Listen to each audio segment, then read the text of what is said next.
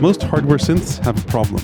As you swap presets or timbres, the knobs are never in the right place, making it hard to figure out what's going on in a patch and edit it. DELIA is the second synth from Melbourne Instruments that solves this problem using motorized knobs.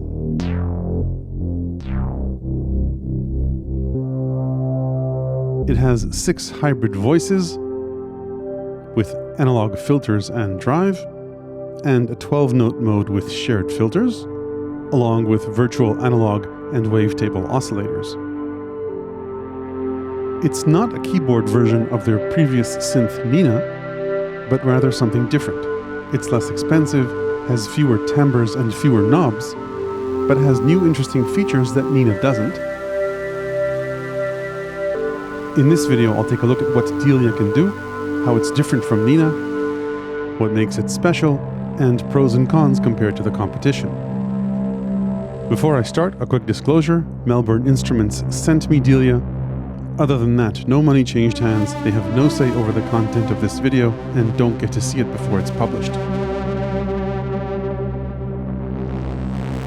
Okay, before we get into the synth stuff, hardware synths aren't just about sound, but also about the physical interface, and the biggest thing that makes this series of synths different from others is the motorized knobs. Ever since the first synths with presets came out, users have had to deal with the problem that as you change presets, and obviously it's not happening here, but on other synths, knob and fader positions become irrelevant to their actual values in the preset. Ways to solve this have been either to give up per parameter physical controls altogether, like the DX7 or Synclavier, to have the timbre abruptly change as you turn a knob, or to have you repeatedly turn a knob until its physical position matches the parameter value. Other solutions have been LED rings around encoders, like on Nord Lead 3, Hydrasynth, and Astrolab, encoders next to screens that show parameter values, like on Machine, or various combinations of a touchscreen and encoders, like on Iridium or MPC. On DELIA, motorized encoders have enabled a few interesting controls. First, obviously, the knobs change to adapt to parameter values in the presets. If you're on a patch with 2 timbres, then as you swap timbres, knob positions will change as well.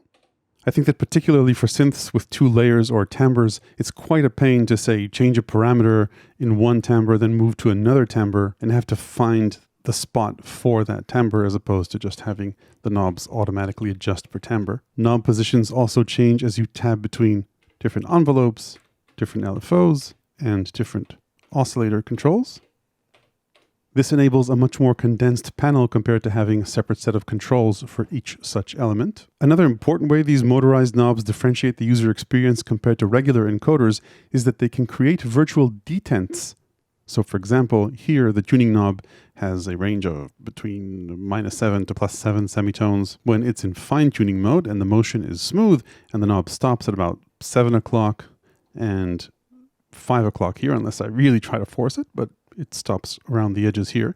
However, if I move into coarse tuning, then the knob's range changes to only 5 detents or clicks between 10 o'clock and 2 o'clock, which is a big difference compared to using smooth, endless encoders for changing these types of parameters. Another important use for motorized knobs is this synth's mod matrix. So if I start out with an init preset, then by default, as expected, knobs show parameter positions, for example, the oscillator shape or filter. However, if I hit the mod matrix button, all the knobs will align to 12 o'clock, and they're now used to set mod depth for any of the mod sources listed on the panel. So for example, if I wanted LFO1 to modulate the oscillator's shape, all I'd need to do would be to increase its level and maybe set its rate, and then turn the mod depth to either a positive or negative polarity. When I exit mod matrix mode, the knobs will go back to their parameter position. So for example, if I wanted modulation to be around the pulse width, I just move the shape knob over here, and I could then adjust the mod depth to taste. And then the final cool use for motorized knobs here is DELIA's morph function. So let's say that this is my A sound, and then I could move on to the B sound and change it by, say, closing the filter, adding resonance, and maybe even tuning this oscillator a bit and increasing the level of this one. Anyway, this is my B sound, this is my A sound, and I can morph between the two using the morph position knob, and of course parameter values will follow. Notice, by the way, that morph isn't a crossfade, but rather a gradual interpolation of parameter values, including pitch, for example.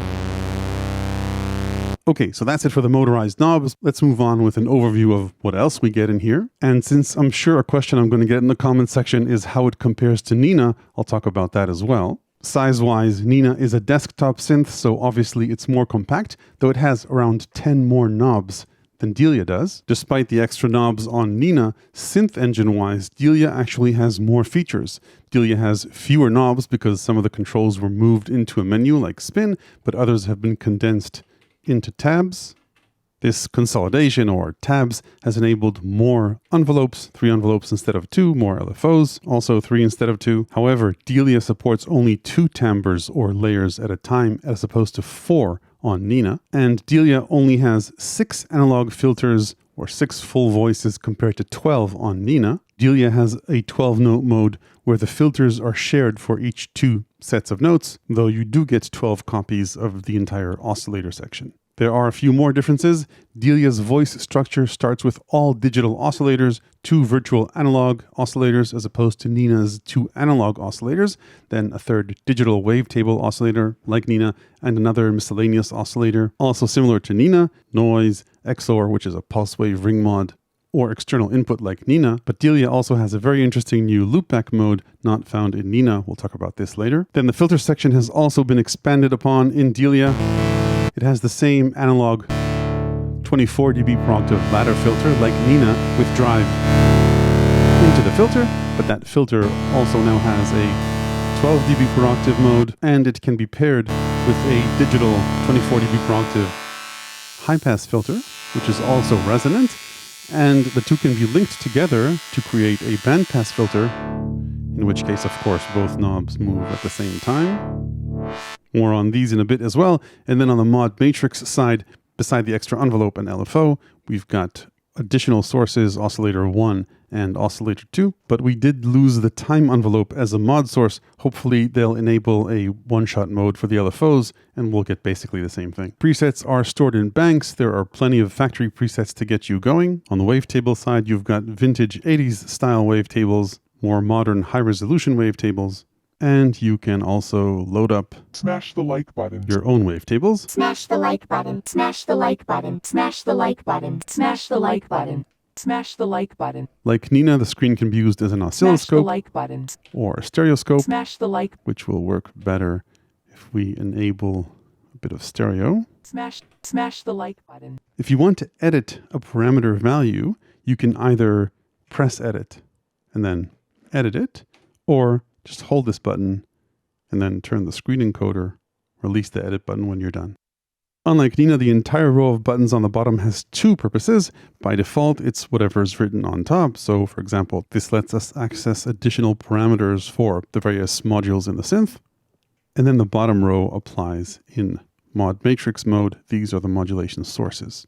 Like Nina, Delia has a basic arpeggiator and 16-step sequencer, but it also has a phrase mode, in which case it works kind of like a basic MIDI looper. Delia also has only 2 effects slots compared to Nina's 3. However, the same 3 effects are available: chorus, delay, and reverb. On the connectivity side, Delia has only a single stereo output pair as opposed to 2 pairs on Nina, and a single input pair as opposed to 4 inputs on Nina. The inputs, by the way, can be used as CV sources for the mod matrix or as audio sources into oscillator 4. Then both synths have expression and sustain pedal inputs, MIDI in, out, and through, USB-C for MIDI, but not audio. and 2 USB Type-A ports for MIDI devices and storage, as well as importing wavetables. Then finally for connectivity, Delia's headphone jack is up front where it should be, and it comes with a power supply. It's not as hefty or power hungry as Nina's, but it's still external as opposed to, say, an IEC jack. There's a slight difference in terms of the feel of the encoders. It seems like it takes a bit less force to push the encoders beyond their limit if you really want to, but nothing substantial.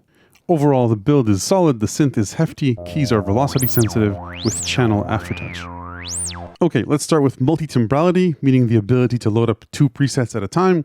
So I could go into any bank, let's say this one, and load up, let's try this and see what happens. So this preset has 1 timbre, as we can see by the fact that only 6 is illuminated here, meaning that all 6 voices are allocated to this timbre. I could then go into multi and then choose to add additional voices to the second timbre. Another option could be just to go ahead and load up a different patch.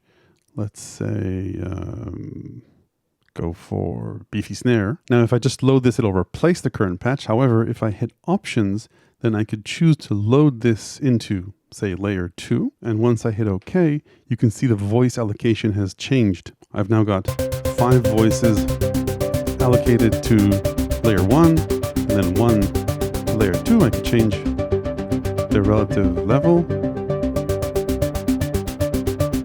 or any other parameter as I move between the layers. If I wanted to, I could also create splits, so you could set a low note or a high note for either of the timbres. So say I could set a high note here as a split point, then go into timbre 2, set a low note, say also over here, in which case this will be all snares and this will be all ARPs. Let's talk about morph a little bit more. If I go back into here and load the same patch, okay, we're back to here, and then go back into bank and look for my snare. Where are you at, snare? So as you may have seen, besides loading this into a separate timbre, I could also load it into the B sound of the morph for this layer. So now, interestingly, this is our ARP sound, and we can morph into a snare. Now, if I liked any of the sounds on the way,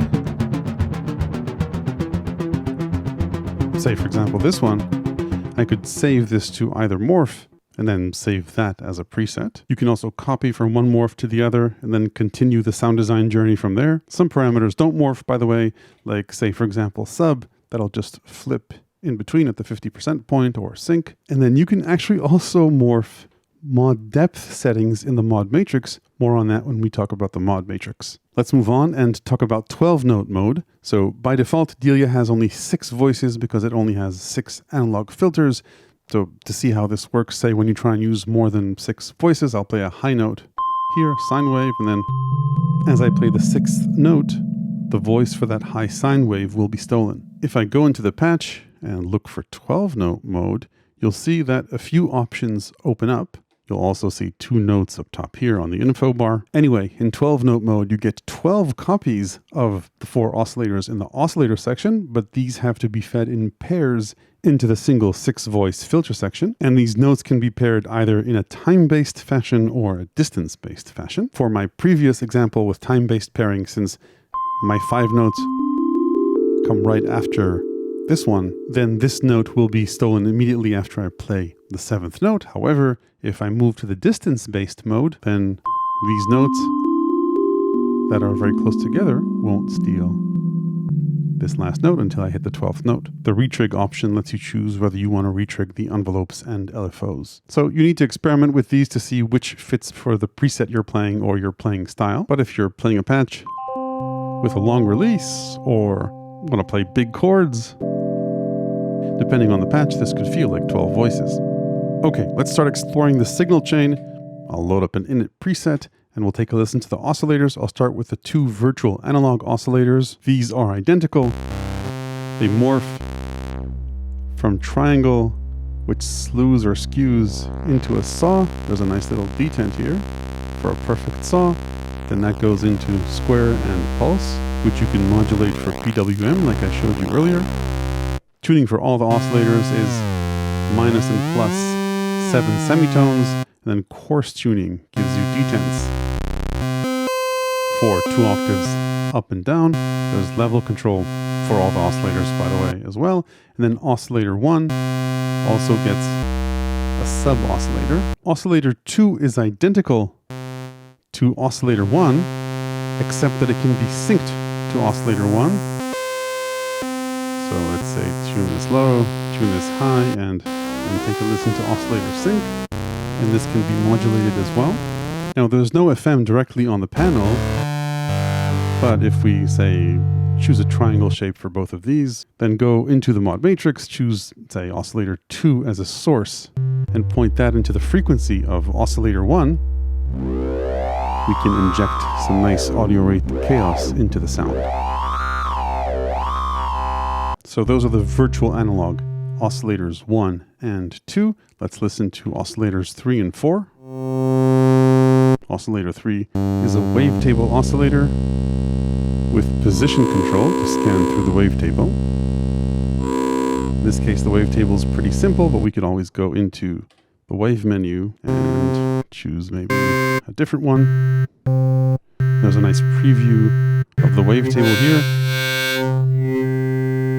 These are all sort of 80s wavetables, so they're grainier and of a lower resolution. There are a few high quality ones, high res ones here.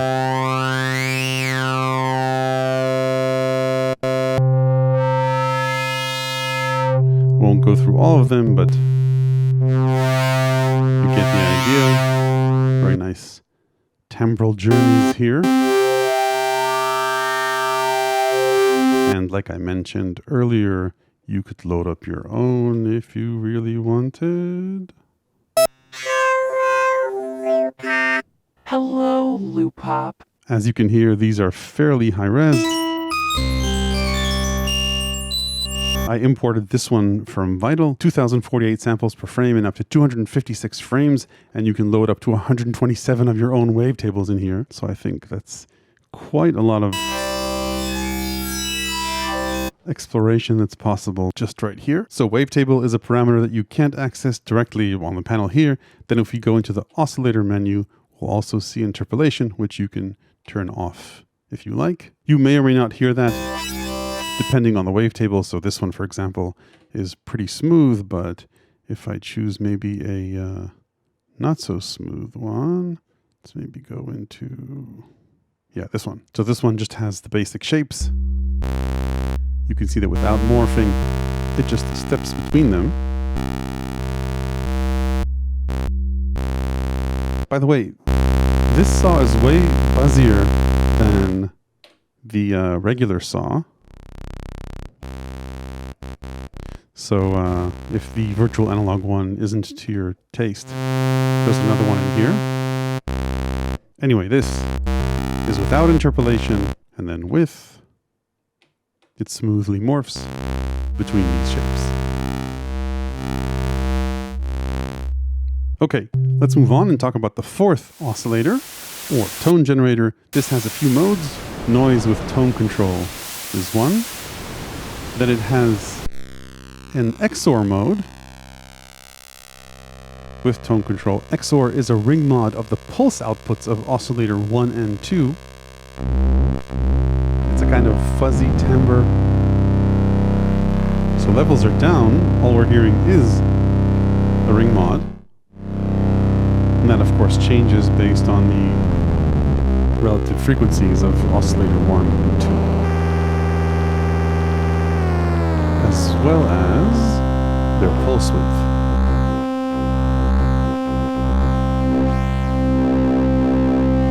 You can also choose to route in external audio from input 1 or 2. And then loop is an interesting one. So this will take the audio coming out of the synth and route it back into the mixer. I'll lower its level. There's nothing going on here, but let's say take a simple sine wave and then feed that back in. You can see that it crumples pretty easily depending on the tone control. So this can yield some pretty nice tones or just crush the sound into nothing, depending on the feedback level and the tone control, and obviously depending on what audio source you use feeding into the mixer, as well as how things are filtered. It's different from the drive, which we'll get to in a bit, but if used with caution, can sound pretty nice. Okay, let's move on to the drive circuit. The output of the mixer actually goes through the digital high pass first, but let's skip that for a bit and talk about drive. The drive circuit has two modes, gentle gain up until around 1 o'clock, in which case you'll hear a click. Maybe we'll hear that better with a triangle.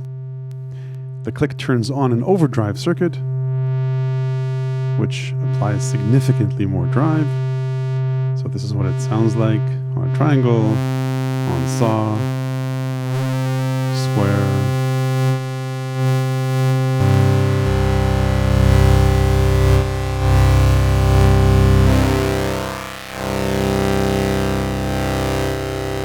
And this is drive into the filter, not post-filter. Drive, similarly to the loopback in Oscillator 4, can be a double-edged sword and saturate into the filter, so again, use with caution. Okay, let's move on and talk about the filters.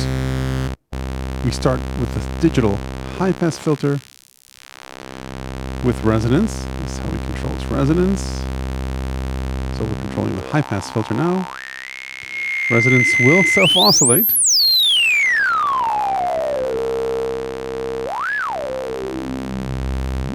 Anyway, that's the high-pass filter. And then back to controlling the low-pass filter, analog 24 dB per octave, low-pass, which will reduce bass as we increase resonance, and resonance here will self-oscillate as well,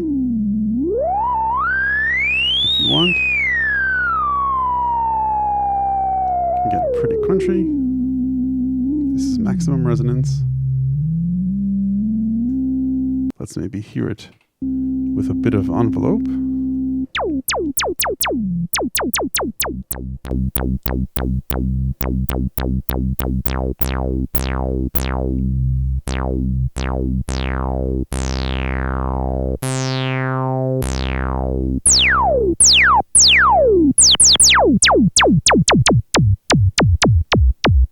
The filter doesn't close all the way, by the way, which I would expect from a 24 dB per octave filter. The envelope is snappy and nice. Anyway, that's the 24 dB per octave filter I mentioned earlier.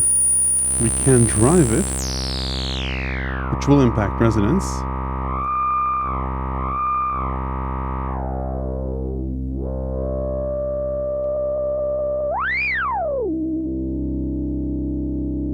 But can sound nice, of course. And then turn down drive, turn down resonance. Let's listen to the 12 dB per octave filter. This one also has resonance, which reduces the bass, but is almost inaudible. So you kind of don't get the upside of resonance, but you do get the downside of reducing bass quite a lot, even before we hear it a bit. Let's try with a bit of drive. Goes down even further, so really, really subtle resonance, again with loss of bass. It actually sounds, I think, more closed than the 24 dB per octave filter. 12, 24. It looks like a pretty similar slope. This is 24. Seems more open than the 12. Certainly don't expect the performance of an SEM-like filter, which doesn't reduce bass and has a nice prominent resonance. Oddly, maybe if you want an even more mellow sound, then this is the filter to choose. Anyway, bottom line, the 24 dB mode I think is great. The 12 dB mode isn't one where I felt any advantage to having an analog filter or even having it, but again, maybe I missed something. And then, like I showed you earlier, you can create your own bandpass filter here. So you can set the initial range with resonance for both filters if you want, then link them together get formant-like sounds.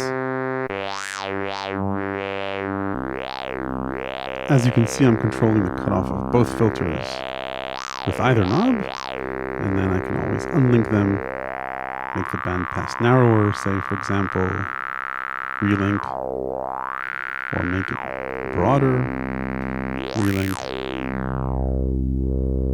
increase resonance on both. The filters, by the way, can't be used in stereo, but moving on down the signal path, the VCAs are. There are a few panning options.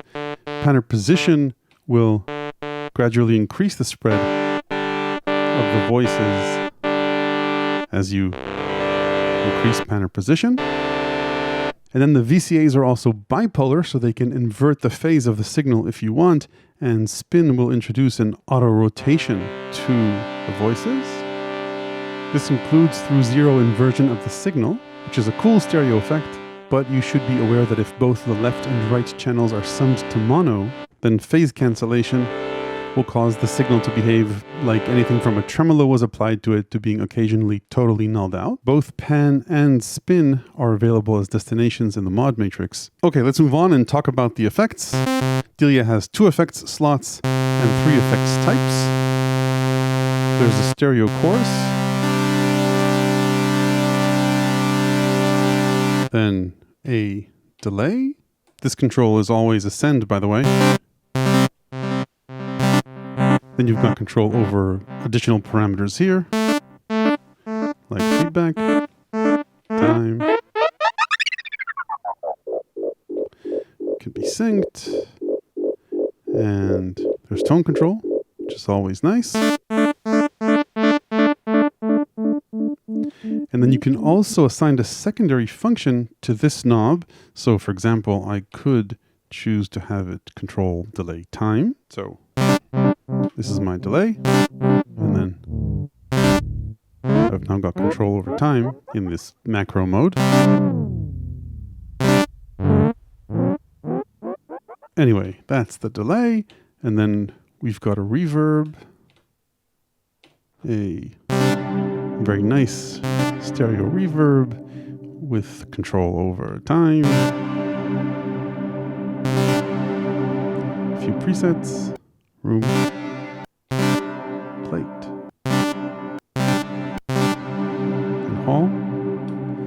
Then a few other parameters, tone always important, and a shimmer, which goes from, wow, that's a really nice touch, to, hey, that's extremely excessive.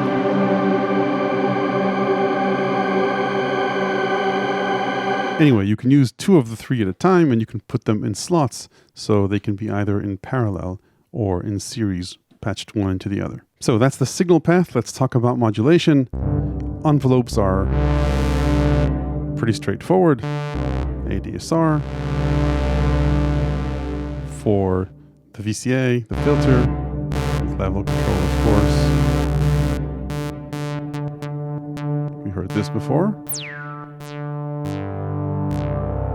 Besides the on-panel controls for the envelopes, we've got a few additional controls in the envelope menu, basically a reset option for the VCF and VCA envelopes, and also a slow mode for the auxiliary envelope. The auxiliary envelope, unlike the amp and filter envelope, isn't patched to anything by default. You need to use the mod matrix for that. Then we've got 3 LFOs. These aren't patched to anything by default either. I showed you earlier pulse mod for LFO1, but we could also point LFO1, say, to the filter.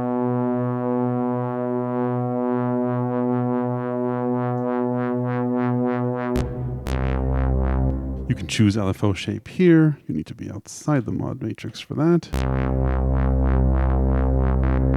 Usual suspect shapes. And then there's an additional menu for this as well. We could choose to slew the envelope to smoothen it. Then re-trigger it for every key press. We can tempo sync it. LFOs can be either global or per voice. There's polarity control, And that's pretty much it for LFO parameters. A one-shot mode, like I mentioned, would be great here. And then these mod sources and plenty of others get fed into the mod matrix. We already covered mod matrix basics earlier. These are the 20 available sources. When you enter the matrix, all knobs default to noon except the ones which control the depth of whatever it is that you're modulating. Destinations are almost all the knobs on the panel, and there are a couple of more destinations available if you press here, pan and spin. Now there's one important thing that's missing in this matrix, and that's controls. So let's say, for example, if I wanted to point aftertouch to the filter cutoff, I could do that.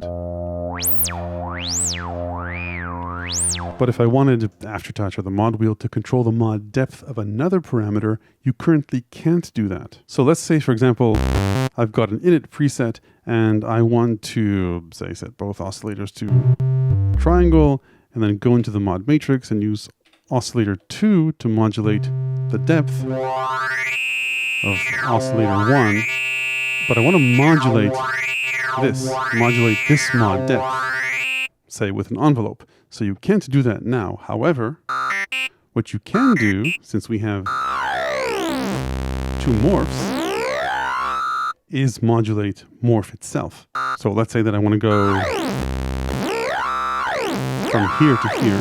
So I'll start here in morph B, then go to the auxiliary envelope, set its level high, that's good, some decay, then go into the mod matrix, choose the auxiliary envelope as a source, and a negative mod depth for morph position, and we now effectively modulate the FM mod depth from oscillator 2 to oscillator 1. Sounds a bit like oscillator sync. The downside of this approach is that we are tying up the morph function to do it. So hopefully they'll add controls for mod depth in the firmware update. Okay, let's move on and talk about the arpeggiator and sequencer. The arpeggiator is pretty simple. To hold it, we need to enter the arpeggiator menu and turn on hold. And we've got a few simple functions here, relative speed and usual suspect directions. There are no octave options here or gate lengths, so you have to kind of wing your way around that. Hopefully they'll add that in a future firmware update. And then moving on to the sequencer, there are actually two types of sequencer here, step sequencer and phrase looper. The step sequencer is a 16-step sequencer. It defaults to a slightly slow note value, so let's change that. To record a sequence, you simply hit record and record a sequence, then hit run, and it won't run until you hit a note, which will transpose the sequence. And you can hold this as well. So pretty simple step sequencer. It's polyphonic, by the way, so you can record chords. You can also record rests by hitting the note, the current note on the sequencer, or ties by hitting a target tie destination.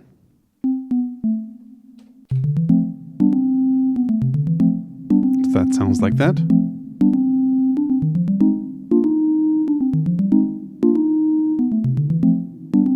You can't automate any of the parameters here, so it's just rests, ties, and notes. And then the second sequencing option or mode is the phrase looper. This lets you play up to 2048 notes, and you can quantize recording if you want, or set the number of beats per bar.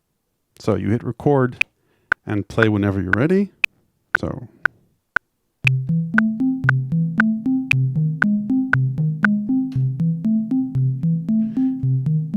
certainly you can use some quantization. And that is the phrase looper. It's polyphonic as well, if you want. If you like, you can play on top of the sequencer or overdub. Let's try that.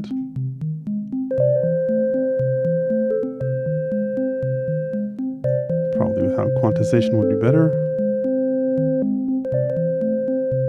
So it's polyphonic and will play back what you play, whether played well or not. It works pretty well, maybe not so much for legato notes. Hopefully they can fix that. Let's init the preset. One more thing I wanted to show you before we head out to the pros and cons is the Unison settings. So you could set a number of Unison voices. If you don't set it to all 6, then you can play more than one note as long as you have enough voices left. And of course you can apply a full Unison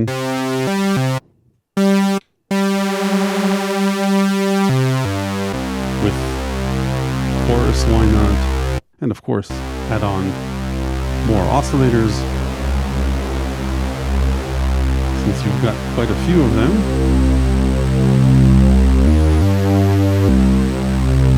Unison. Okay, let's talk about pros and cons for Delia. On the pros side, obviously, there's the motorized knobs. All things being equal, there's no reason in the world why not to prefer a synth with these knobs. LED rings and screens are nice, but nothing beats a knob that points to where it's supposed to. And the detents, when relevant, spare you the odd feeling of using a detent-less encoder. And all this fits really nicely, both with Morph and how the mod matrix works. It just seems so natural and right. We should start demanding that other synths license this technology. The morph function isn't just a set of pretty turning knobs, it's a very useful sound design function, making Delia an excellent happy accident machine as you morph between 2 existing presets to create something new.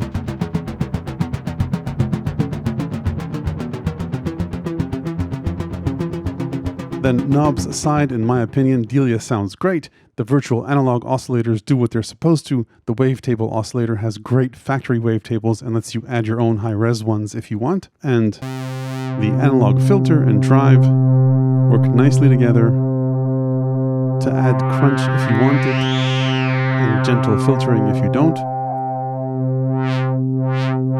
There are plenty of factory presets, especially when you consider the option of loading up 2 presets and morphing between them. So overall, it doesn't feel like you're compromising on the synth side just because you wanted to experience motorized knobs. Quite the contrary, with Morph and the Matrix here, there are synthesis features here that you'll rarely get elsewhere. Unlike Nina, Delia is also priced relatively competitively, though still in boutique territory. So those are the pros. On the cons side, as far as the hardware is concerned, probably the most restricting limitation is that Delia only has 6 voices, especially since it's bitimbral. The 12-note mode is nice and helps alleviate that a little bit, but it's still not full polyphony as far as the filters and stereo VCAs go. Then while the 24 dB per octave filter sounds nice, I think the 12 dB mode for the filter lacks character compared to, say, an SEM filter. Also, while the dual linkable filters is a great option, they can't be routed in parallel or stereo like some other synths. Then on the firmware side, it seems like a lot more could have been added here. For example, parameter automation for the sequencer, more arpeggiator features like octaves at the very least, and the ability to add controllers to mod matrix slots like I discussed in the mod matrix section. All that said, we use hardware synths because we want a hands-on experience and timbral flexibility, and on both fronts, Delia does not disappoint. If you'd like to try out Delia and Nina's sounds at home, I've uploaded multi-samples of Nina and I'll add Delia multi-samples to my Patreon, where you'll also find my ever-expanding book of electronic music ideas, tips, and tricks. Hit like if this was useful, ring the YouTube bell below if you want to make sure you don't miss the next one. Thanks for watching.